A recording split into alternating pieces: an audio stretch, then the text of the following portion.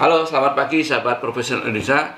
Nah, kali ini saya ingin menyampaikan pembicara yang berikutnya tentang seri akhlak BUMN ini adalah Dr. Sony Suharso. Mas Sony ini juga menjabat sebagai Dekan Fakultas Psikologi Universitas Pancasila. Pengalaman yang sangat banyak tentang implementasi nilai-nilai organisasi di berbagai macam perusahaan, maka beliau hadir dalam seminar ini akan menyampaikan satu nilai, yaitu kolaborasi. Apa sih kolaborasi itu dan bagaimana mengimplementasikan di organisasi Anda? Simak apa yang disampaikan beliau. Mari kita dengarkan. Baik, Pak Sony, silakan. Bagaimana Bapak mensikapi atau memberikan insight tentang nilai-nilai kolaboratif untuk teman-teman kita di BUMN? Apakah ini punya pandangan yang berbeda atau sama dengan yang beliau inginkan, dan bagaimana pengalaman Bapak melakukan internalisasi nilai-nilai ini pada sebuah organisasi atau klien-klien Bapak? Silakan Pak Sony, terima kasih. Baik, terima kasih Pak Kus. Selamat siang Mbak Betty, Pak Wimbo, Pak Ubay, Pak Muklis teman saya, Pak Wimbo. Kita pernah ketemu bersama Pak Tejo dulu, Menko Pelhukam. Dan Mas Muklis ini teman kita berjuang untuk Pancasila, dan sahabat-sahabat semua yang ada di sini, Bapak Ibu sekalian yang dimuliakan dan yang tentunya semoga dalam keadaan sehat. Apakah slide saya bisa kelihatan Pak Kus? Siap. Lihat ya. Baik. Ya. Baik. Jadi sebenarnya kita diskusi ini selesai kalau yang disampaikan Pak Ubay tadi itu sudah berjalan satu aja, semuanya beres. Amanah itu aja, Pak Ubay ya, saya setuju itu. Udah. Kalau amanah itu kita betul-betul konsisten, lain-lainnya itu kompeten, harmonis, adaptif, kolaboratif pasti jalan. Ini satu aja cukup sebenarnya. Kalau kita mau konsisten, gitu, Pak Ubay ya. Saya kira kita sepakat ya di situ ya, mudah-mudahan. Yang kedua, bahwasannya pertanyaannya adalah kita sudah sejak mungkin 10, 15, 20 tahun yang lalu dengan isu tentang organizational culture itu sudah kita bahas, dan persoalannya ada yang namanya execution gap, gitu kan? Bahwa kita pandai memformulasikan, kita pandai mendefinisikan, kita pandai berkonsep-konsep, ya kan? Tetapi dalam praksisnya itu kadang-kadang tidak efektif, disampaikan tadi oleh Pak Ubay, just hanging on the wall. Hanya ditempel-tempel, dikasih banner-banner saja gitu ya. Dia tidak menjadi living values, dia tidak menjadi nilai yang hidup di dalam organisasi dan dirasakan oleh stakeholder. Semua stakeholder yang disampaikan Bu Betty tadi. Dan juga tergantung juga dalam bagaimana menyikapi respon-respon perubahan yang tadi disampaikan Pak Wimbo. Ada service, ada teknologi, ada budaya dan sebagainya, itu terasa di sana. Tapi kalau business as usual yang saya rasakan, ya begitu-begitu aja, apalagi orang-orangnya juga orang-orang yang tadi tidak memiliki grit and growth mindset disampaikan Mbak Betty. Udahlah, kita beda-beda tipis juga, Betty juga gitu, nggak akan ada perubahan. Lalu karena itu, saya pada titik ini pengalaman kami dulu di unit kerja Presiden Pembinaan Ideologi Pancasila bersama teman-teman, salah satunya kolega saya Pak Muklis dan banyak teman tentunya, kita komit nggak sih kita mendirikan bangsa ini berdasarkan nilai-nilai Pancasila? Kita serius nggak? Kalau nggak serius, ya ini akhirnya tarik-menarik kepentingan politik, kepentingan personal tadi sampaikan oleh Pak Ubay ya, kepentingan kelompok, kepentingan yang sifatnya membawa manfaat bagi dirinya sendiri, kekamian, bukan ke kita. Nah, oleh karena itu di dalam hal ini yang kemudian yang perlu kita pertanyakan adalah sejauh mana akhlak ini menjadi moral intelligence. Kalau tadi Pak Ubay mengatakan sebagai apa ya, kecerdasan hati, yang dibutuhkan bangsa ini adalah moral intelligence, yaitu bagaimana bahwa hidup itu dikendalikan oleh indefinite power tadi itu. Kecerdasan hati, sinar hati itu saya kira setuju sekali. Nah, oleh karena itu, ada beberapa hal yang ingin saya sampaikan bahwa dalam konteks implementasi itu yang lebih penting. Jadi pengalaman kami membumikan Pancasila, lalu banyak hal ya, nilai-nilai termasuk di Lemhanas, itu diskusi dan segala macam kita sudah hampir tiap hari. Tetapi persoalannya adalah apakah kita committed untuk menjalankan nilai-nilai ini. Oleh karena itu, saya merujuk pada apa yang disampaikan oleh Menteri BUMN, Bapak Erick Thohir, sebagai Ketua Tim Pemulihan Ekonomi Nasional dalam kerangka pengendalian COVID-19. Kebetulan Menteri BUMN. Dia mengatakan bahwa kita tidak mengenal ego sektoral di dalam mengatasi COVID ini ketika Kemenlu dan Kemen BUMN bekerjasama mengatasi persoalan pandemi ini. Ditambah lagi BUMN sekarang konon mau didorong menjadi BUMN go global. Jadi kita harus bersaing di dunia internasional, jangan hanya jago kandang saja. Maka Pak Menteri mengatakan nggak ada ego sektoral. Nah, padahal biasanya kendala kita di dalam mengimplementasi value itu adalah silo-silo. Keakuan dan kekamian lebih menonjol daripada kekitaan. We. Nah, ini yang persoalan pertama. Nah, terkait dengan itu, beliau mengatakan kolaborasi di masa pandemi menunjukkan bahwa kita mampu bekerja beyond business as usual. Nah, ini yang penting. Kita melampaui hal-hal yang selama ini sudah kita kerjakan dan seolah-olah itu baik, tetapi nggak cukup. Dari sini kita sadar untuk seize the momentum, mengejar, menggrab. Sinergi harus terus diperkuat dan diteruskan. Dan sekali lagi kita harus menghilangkan sekat-sekat. Kolaborasi bisa terjadi kalau kita nggak ego, nggak selfish, nggak egosentrik. Kepentinganku, kami, kelompokku, berbasis apapun ya, termasuk suku, agama, kelompok politik, gender, kepentingan dan sebagainya. Dan jalur-jalur birokrasi juga harus dipersingkat, harus ada breakthrough, dan kalau perlu dihilangkan yang tidak perlu, dihilangkan semuanya agar gerak-gerak kita lebih cepat. Nah, ini kira-kira pesan yang disampaikan Ketua Tim Pemulihan Ekonomi Nasional yang kebetulan Menteri BUMN. Jadi kata kuncinya adalah breakthrough dan beyond business as usual. Tadi disampaikan Mbak Betty, yaitu grit and growth mindset. Mindset itu yang paling penting. Nah, itu yang bagaimana caranya? Nah, mari kita simak apa yang saya sampaikan nanti. Nah, jadi intinya adalah apakah betul BUMN menjadi sokok guru? Kalau kita merujuk pada Undang-Undang Dasar kita pasal 33, salah satu kontribusi utama adalah BUMN di samping koperasi dan swasta. Nah, kalau kebetulan Pak Menteri dan Presiden menghendaki BUMN menjadi penggerak utama, seperti disampaikan oleh Bu Betty tadi, maka seharusnya visi daripada BUMN yang kebetulan menjadi motor adalah menjadi konduktor. Dia harus menjadi konduktor.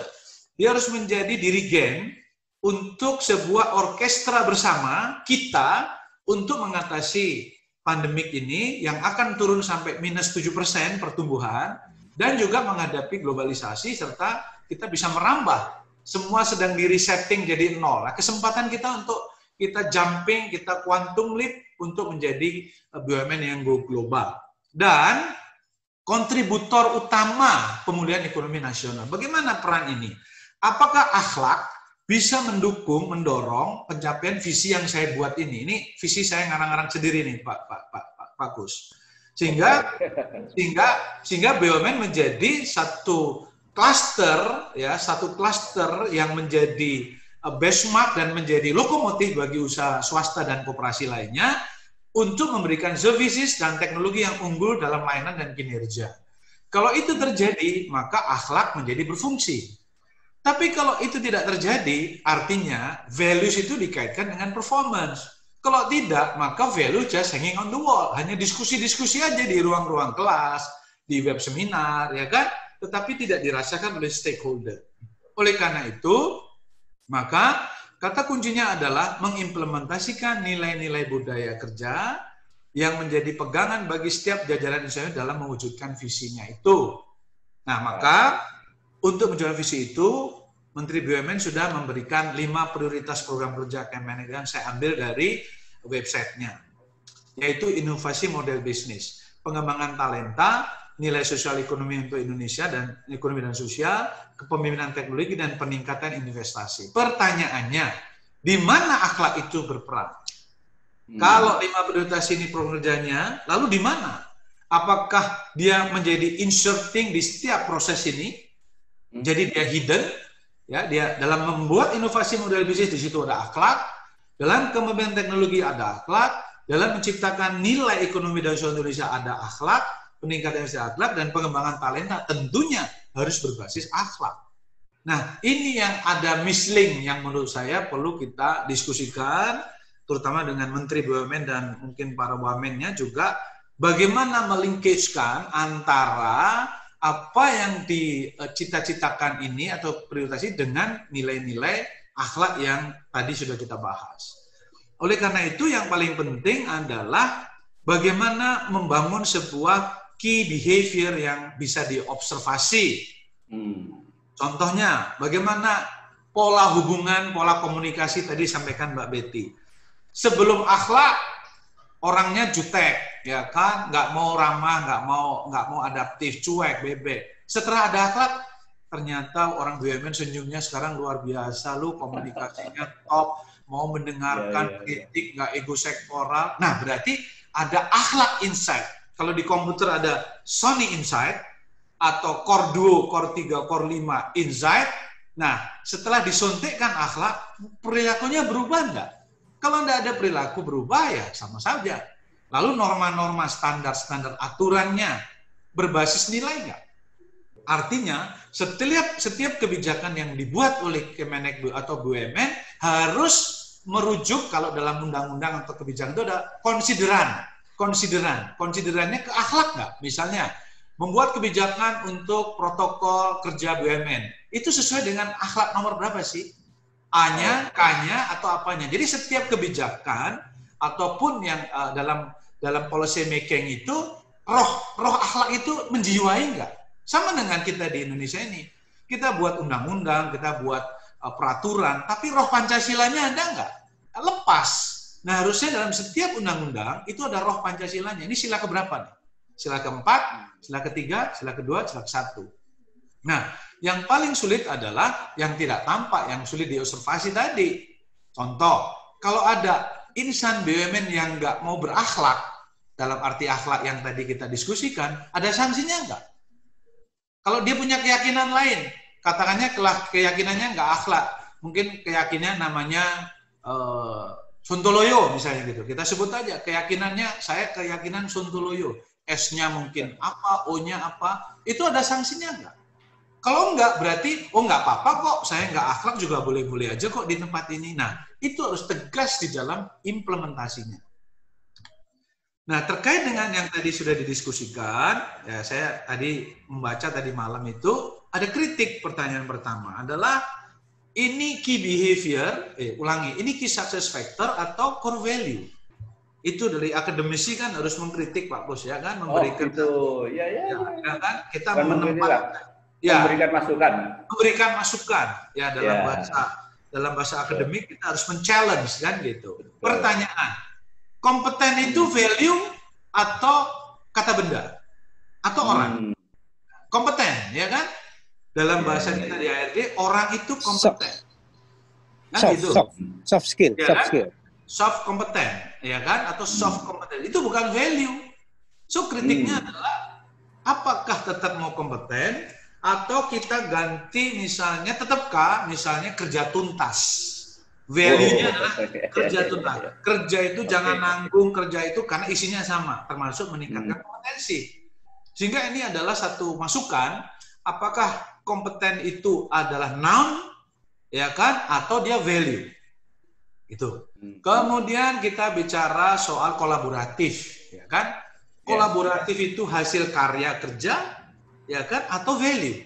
Nah, kalau dia tetap mau value, bagaimana rumusan definisinya? Ini adalah masukan dari akademisi. Ya. Kalau rumusan nilai kolaboratifnya sudah ada itu, Pak? Iya, betul. Ya, kode etiknya itu sudah ada. Betul. Nah, sehingga kalau kita mau bicara apa semuanya itu, dalam perspektif keilmuan psikologi, collaboration is competitive advantage. Yes, kita sepakat. Kenapa? Ya. Ini nggak bisa diukur, nggak bisa ditiru dengan mudah. Sebagai contoh misalnya kita lihat di sini, ketika seorang pembalap ya Formula One yang disponsori oleh satu perusahaan di Malaysia yang kita tahu, timnya ini tim yang kolaboratif. Belum tentu orang-orang yang kita sama nih di Indonesia atau di negara kita ciptakan orang-orang yang sama fungsinya, kemudian memiliki kompetensi yang sama dengan orang-orang ini. Nggak bisa. Karena kolaborasi itu memberikan hasil terbaik dan sulit diimitasi. Sehingga kalau kita bicara mengenai collaboration is competitive advantage, inilah yang seringkali kita lupa. Bahwa bangsa ini bangsa yang gotong royong. Bangsa ini yang rela berkorban dalam sejarah pendiriannya. Namun hari ini kita cenderung untuk selfish, silo, sehingga ada istilah ego sektoral, ya kan gitu kan? Lalu ini adalah soal apa macam-macam gitu ya. Nah inilah yang menjadi tantangan karena ini yang paling penting. Kalau rumusannya, saya kira kita bisa berdiskusi dan tadi sudah sampaikan oleh Bu Betty, Pak Wimbo, Pak Muklis sudah sangat bagus. Nah pertanyaan kritik atau masukan yang berikutnya adalah selain persoalan mempertanyakan tadi value atau bukan, adalah bedanya kolaboratif sama kooperatif apa? Jadi ada bedanya kan gitu. Dan sampai definisi kolaborasi masuk kooperatif, kooperatif masuk ke kolaborasi gitu. Poinnya apa sih? Poinnya adalah kalau kooperatif itu cenderung dia top down. Sistem atau pemimpin yang memaksa orang untuk kooperatif. Itu pun suka gagal juga karena dalam kooperasi pun kita jadi kooperasi kan gitu, bukan kooperasi tapi kooperasi kan gitu. Sementara kolaboratif lebih intrinsik. Inisiatif dari diri sendiri, kemudian bukan suatu rekayasa orang lain untuk mau bekerja sama. Sehingga sifatnya lebih intrinsik dalam psikologi, motivasinya motivasi intrinsik. Yang tadi dari dalam, bukan dipaksa dari luar. Itu yang mungkin perlu kita sepakati. Nah, kerangka pertanyaan Pak Kus tadi, maka kita start dengan mendefinisikan secara operasional. Kelemahan kita adalah kita sering mendefinisikan nilai, ya tadi diskusi konsep itu kita jago lah, kita pandai dalam merumuskan itu, tetapi kita gagal dalam mengoperasionalisasikan. Itu faktornya banyak, termasuk komitmen dan konsistensi dari leadership. Oleh karena itu saya mencoba merumuskan operasionalisasi daripada kolaborasi. Satu, ini bisa dikritik ya, bisa di-challenge.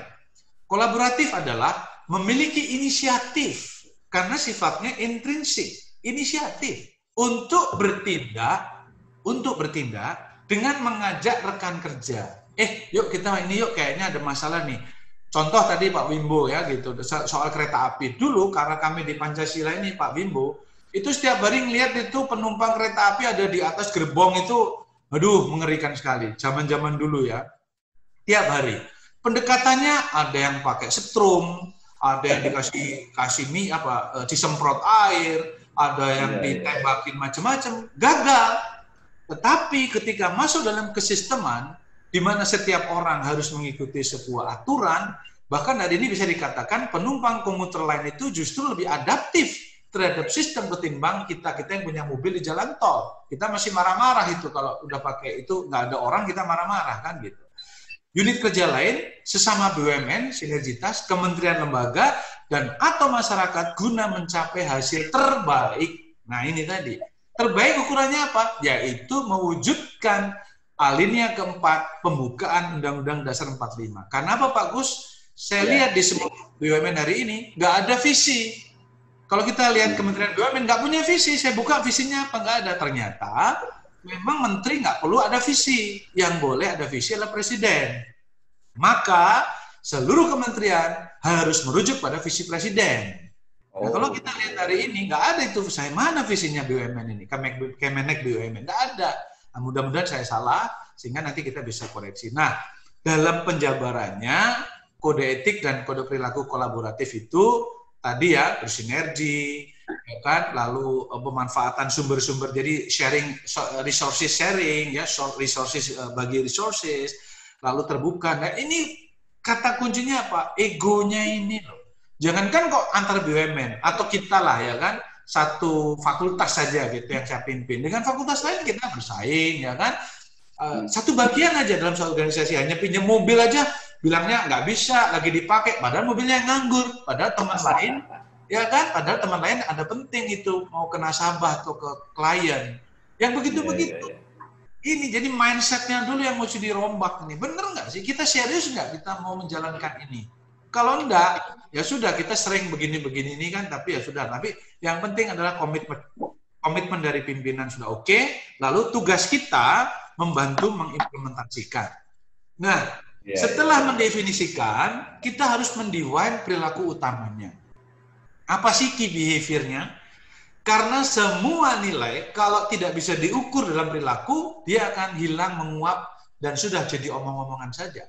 Dia harus sampai kepada perilaku utamanya apa? Perilaku utamanya apa? Memiliki inisiatif untuk bekerja sama dengan para pihak untuk mencapai hasil terbaik. Jadi, misalnya satu hari kita adalah sekarang sedang mempromosikan nilai kolaboratif, oke? Kita satu hari ini dari pagi sampai sore nanti kita review siapa yang sudah melakukan inisiatif untuk mengajak teman kerjanya melakukan kolaborasi. Kita diamin aja, ya kan? Satu hari itu. Lalu nanti sore kita iya, kita lihat mereka. Siapa? Coba, Amir, kamu tadi inisiatif apa? Enggak ada, Pak. Oh, berarti dia belum ngerti. Kamu, Badu. Oke, Pak, tadi saya inisiatif, saya mau ngajak teman saya unit kerja lain untuk menyelesaikan problem ini, Pak. Ternyata kerjasama itu enak ya, Pak, ya, dan kami cepat tadi. Oke, bagus. Kamu coba, itu harus terus sampai ke sana. Kalau enggak, sudahlah, kita lupakan aja itu. Nah, seharusnya dalam konteks membudayakan, melakukan eksekusi nilai itu ada urut-urutan, ada pakemnya, Pak Kus. Start dari visi, misi, aim, objektif. Ya, korporasi itu maunya apa? What we want to achieve. Apa sih dari nilai-nilai ini yang mau? Jadi nilai-nilai organisasi itu tidak boleh lepas dari visi misi. Mau kemana gitu? Harus. Kalau enggak, ya gimana? Mau kemana? Nggak ada directionnya, strategic directionnya nggak ada. Lalu masuk ke core value tadi, akhlak. Lalu kita rumuskan dalam key behavior. Key behavior kita turunkan dalam core competencies. Baru key actionnya apa? Nah, jadi nilai itu harus diturunkan sampai key action, di mana things people do to demonstrate the competencies.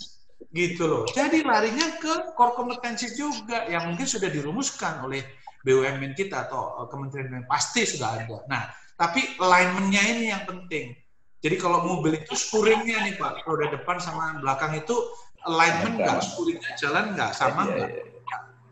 Nah, saya mencoba melakukan sebuah usulan, yaitu mungkin dari Pak Kus nanti bisa ke Menteri BUMN atau ke siapa, operasionalisasi akhlak. Ini saya katakan operasionalisasi. Kalau tanpa operasionalisasi, sudahlah ya kan gitu. Pertama, mendefinisikan. Dalam akademik itu ada definisi konseptual, ada definisi operasional. Nah, harus ada tim khusus yang mampu menerjemahkan dari definisi konseptual menjadi definisi operasional. Semua nilai tadi. Kan? Nah, setelah definisi operasional terumuskan, harus ada perilaku utama atau key behavior-nya apa. Contoh, misalnya Pak Ubay tadi amanah. Apa kata kuncinya? Jujur, tulus, dan ikhlas. Disiplin, konsisten, dan bertanggung jawab. Misalnya, kan gitu. Lalu kalau loyal, tadi taat pada pimpinan dan misi organisasi. Karena loyal bisa dua. Loyal pada atasan langsung, loyal pada organisasi. Mana yang mau kita dahulukan dalam akhlak? Apakah loyal pada profesi sekarang? Atau pada profesi? Loyal pada profesi. Betul. Loyal pada profesinya. Harmonis tadi sampaikan Pak Wimbo tadi atau Bu Betty. Apa itu? Yaitu sinergis, selaras, dan sinkronis misalnya gitu ya. Dan seterusnya dan seterusnya. Nah, ini kira-kira. Kemudian setelah perilaku utama, kita harus membuat satu panduan perilaku. Jadi tadi ya, definisi operasional, kemudian perilaku utamanya misalnya open mind, sinergitas, disiplin. Nah, terus diturunkan dalam panduan perilakunya. Misalnya menyatakan keinginan untuk bekerja sama. Itu sudah panduan. Jadi kalau Anda nggak ada keinginan bersama orang lain, gimana? Anda aja malas, Anda aja egois, ya kan? Orang yang mau kerjasama berarti orang itu memiliki kerendahan hati karena dia bukan orang yang paling tahu, paling sok tahu. Membangun kepercayaan artinya apa? Kita harus trust building bahwa orang lain pun bisa membuat saya lebih baik dan saya pun bisa membuat orang lain lebih baik. Maka etikatnya harus etikat baik demi kepentingan bersama yang lebih luas.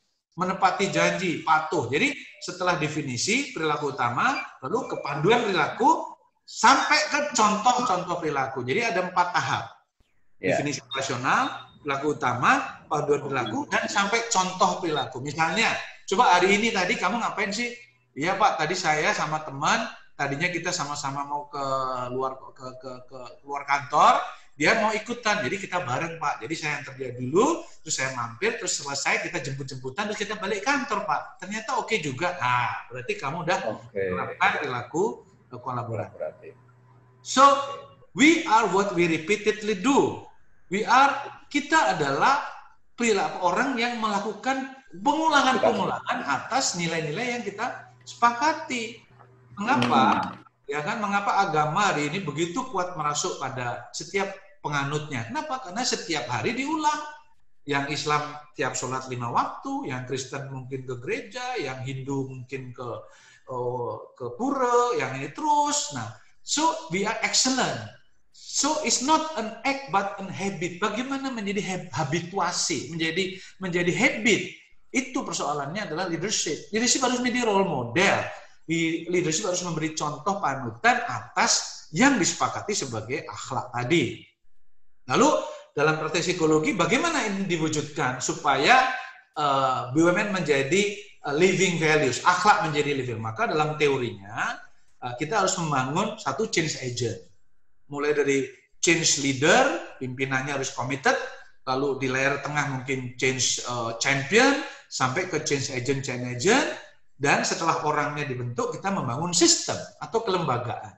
Bagaimana sih membuat kebijakan yang berakhlak?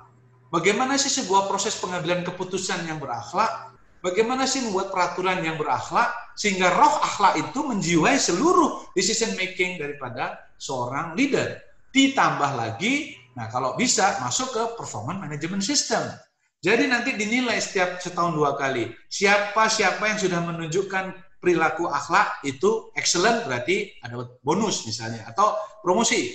Nah yang biasa-biasa aja mungkin perlu ditambah pelatihannya. Yang kurang perlu di coaching counseling tadi disampaikan oleh pembicara sebelumnya. Maka oleh karena itu teorinya adalah perubahan perilaku itu fungsi daripada persona. Persona itu berarti individu, baik mindset-nya, sikapnya, attitude-nya, kompetensinya. Dan perubahan environment-nya, Pak Kus. Lingkungannya harus berubah. Contoh, mengapa orang Indonesia kalau di Orchard Road di Singapura dia bisa patuh? Nggak mau meludah, nggak mau buang rokok, ya kan? Nggak mau stop bis di sembarangan. Kenapa? Karena environment-nya kalau by law dia bisa ditangkap, ya kan gitu. Jadi environment harus juga mendukung akhlak. Ditambah interaksinya dalam matematik, maka ada persona kali environment. Bagaimana interaksi keduanya, dinamikanya, sehingga behavior modification harus merupakan fungsi dari pembangunan karakter daripada persona pribadi dan environment dan interaksi dari keduanya, sehingga memudahkan akhlak sebagai living values. Seperti kita di Indonesia ini, Pancasila itu menjadi living values. Kalau enggak, ya sudah menjadi hanya ya kognitif saja, pelajaran-pelajaran dan sebagainya. Nah, BUMN harusnya sebagai habitus baru akhlak yang menyenangkan bagi semua insan dan membahagiakan, serta menyejahterakan dan mencerdaskan. Artinya apa? Kalau sudah aku berakhlak, emang kenapa?